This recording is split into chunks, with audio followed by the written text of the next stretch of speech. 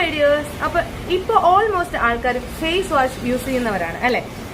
Face വാഷിനെ കുറിച്ചുള്ള ഒരു detailed video already ഞാൻ ഇട്ടിട്ടുണ്ട്. ഏതൊക്കെ സ്കിന്നിന് ഏതൊക്കെ ഫേസ് വാഷ് യൂസ് ചെയ്യാം, എങ്ങനെയൊക്കെ, ഏത് ടൈം, എത്ര നേരം എന്നുള്ള കാര്യങ്ങൾ ഫുള്ളും ഡീറ്റെയിൽഡ് വീഡിയോ ഇട്ടിട്ടുണ്ട്. അപ്പൊ ഇപ്പൊ ഞാൻ പറയാൻ വരുന്നത് എന്താന്ന് വെച്ചാൽ, ഞാൻ ഈ കഴിഞ്ഞ ദിവസം എത്തിഗ്ലോ ഫേസ് വാഷിനെ കുറിച്ചുള്ളൊരു വീഡിയോ ഇട്ടിട്ടുണ്ടായിരുന്നു. സോ എത്തിഗ്ലോ ഫേസ് വാഷിനെ കുറിച്ച് എനിക്ക് പോസിറ്റീവ് റെസ്പോൺസ് ആണ് ഒരുപാട് കിട്ടിയത്. ഈ ഫേസ് വാഷ് അത്യാവശ്യം നല്ലതാണ്, അങ്ങനെയാണ്, ഉപയോഗിച്ചിട്ടൊക്കെ ഭയങ്കര നല്ല റിസൾട്ട് ആണ് എന്നുള്ള കാര്യങ്ങളൊക്കെ ആയിട്ട് പോസിറ്റീവ് ആയിട്ടുള്ള ആൻസർ ഒക്കെ എനിക്ക് കിട്ടി.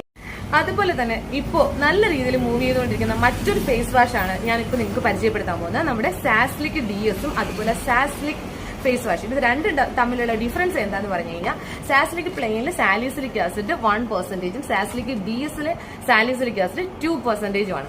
അപ്പോൾ എനിക്ക് തോന്നുന്നു മാക്സിമം ആൾക്കാർ ഇപ്പം കൂടുതലും ഈ നെറ്റിലൊക്കെ സെർച്ച് ചെയ്തിട്ടാണ് ഇപ്പൊ പിഗ്മെന്റേഷൻ ആണെങ്കിലും അതുപോലെ തന്നെ എന്താ ടാൻ റിമൂവ് ആണെങ്കിലും നമ്മുടെ ഫേസിലെ എന്ത് സംഭവമാണെങ്കിലും അത് നമ്മൾ പോയിട്ട് നെറ്റിൽ സെർച്ച് ചെയ്തിട്ട് അതിൽ എന്താണോ കാണിക്കുന്നത് അപ്പൊ അത് നമ്മൾ കുറച്ച് പേരെടുത്ത് ഷെയർ ഒക്കെ ചെയ്ത് ചോദിച്ചും മനസ്സിലാക്കിയൊക്കെയാണ് ഇപ്പൊ പ്രോഡക്റ്റുകൾ ആൾക്കാർ സെലക്ട് ചെയ്യണം. അപ്പം ശരിക്കും പറഞ്ഞാൽ നമ്മളിപ്പോ ഈ സാലിസിലിക് ആസിഡ് ഫേസ് വാഷ് ഒക്കെ ഡോക്ടറെ കാണിച്ചതിന് ശേഷം മാത്രം തന്നെയാണ് നമ്മൾ ശരിക്കും യൂസ് ചെയ്യേണ്ടത്. പക്ഷെ ഇന്നത്തെ കാലത്ത് ആരും തന്നെ അതിനൊന്നും തയ്യാറല്ല. കാര്യം ഏറ്റവും കൂടുതൽ ഗൂഗിൾ സെർച്ചും മറ്റുള്ളവർ യൂസ് ചെയ്തതിന്റെ റിസൾട്ടും കാര്യങ്ങൾക്കും ആണ് ഇമ്പോർട്ടൻസ് കൊടുക്കുന്നത്.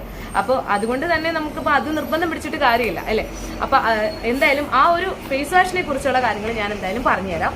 അപ്പോൾ എന്താ പറയാ, സാസ്ലിക്കും DS-ഉം ഈ ഒരു ഫേസ് വാഷിലെ എനിക്ക് കാണാൻ പറ്റിയ ഒരു പോസിറ്റീവ് എന്താന്ന് പറഞ്ഞു കഴിഞ്ഞാൽ, ഒന്ന് അവർ സ്റ്റെപ്പ് ബൈ സ്റ്റെപ്പ് ആയിട്ട് അത് യൂസ് ചെയ്യേണ്ട കാര്യങ്ങൾ എഴുതിയിട്ടുണ്ട് എന്നുള്ളതാണ്, പിക്ചർ സൈഡും കാണിച്ചിട്ടുണ്ട് എന്നുള്ളതാണ്. അതൊരു വലിയ പോസിറ്റീവ് തന്നെയാണ്.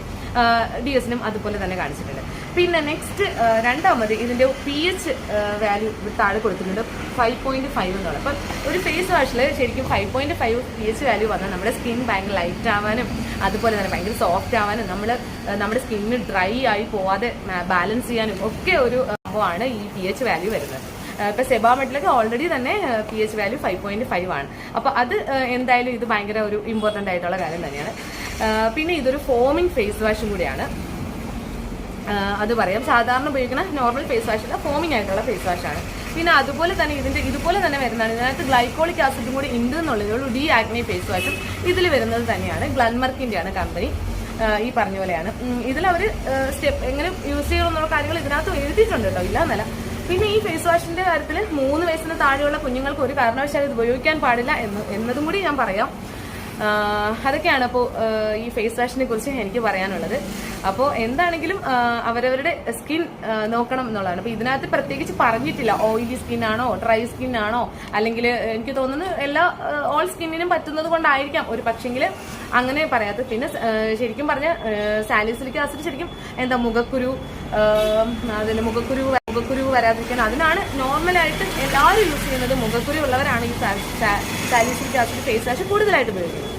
അപ്പൊ ഇത്രയൊക്കെയാണ് ഈ ഫേസ് വാഷിനെ കുറിച്ച് എനിക്ക് പറയാനുള്ളത്. അപ്പൊ ശരി.